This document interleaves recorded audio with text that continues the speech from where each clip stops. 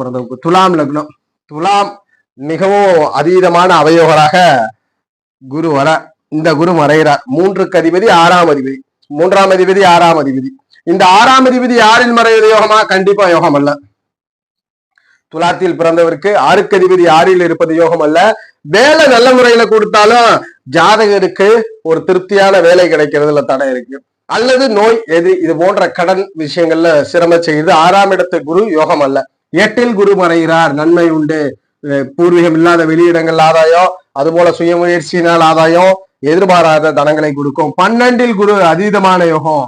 12ஆம் இடத்து குருவும் துலாம் லக்னக்காரருக்கு யோகம். 6ஆம் இடம் மட்டும் யோகம் அல்ல. 6ல் இருப்பது கடன் எதிரி போன்ற அமைகள். நிறைய பேர்லாம் பாத்தீங்கன்னா மந்த்லி சேலரி ஒரு 10 லட்சம் கூட பெரிய டிஜிட்ல எல்லாம் வெளிநாட்டுல வாங்குவாங்க.